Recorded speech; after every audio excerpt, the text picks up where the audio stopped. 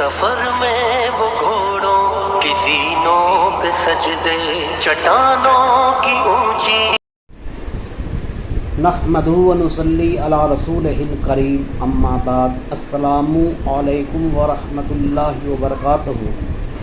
حضرت عمر رضی اللہ عنہ اہل بیت سے نہایت پیار کرتے تھے۔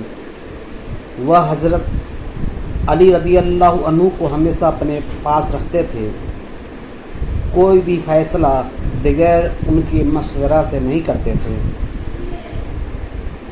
ایک مرتبہ آپ خطبہ دے رہے تھے،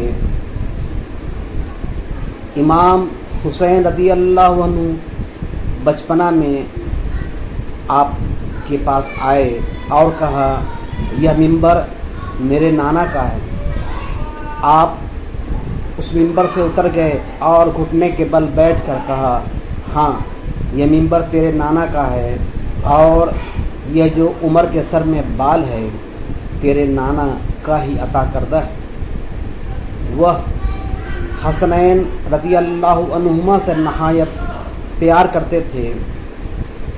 آپ حسنین رضی اللہ عنہما کا وظیفہ مقرر کیا تھا بدر کے صحابہ کے برابر۔ آپ نہایت ان سے پیار کرتے تھے۔ یہ جو رافضی کہتا ہے کہ حضرت عمر رضی اللہ عنہ نے فاطمہ رضی اللہ عنہا کو تکلیف دیا تھا، یہ نہایت ہی جھوٹی بات ہے۔ حضرت عمر رضی اللہ عنہ اہل بیت سے نہایت محبت کرتے تھے اور ان پہ شفقت کرتے تھے۔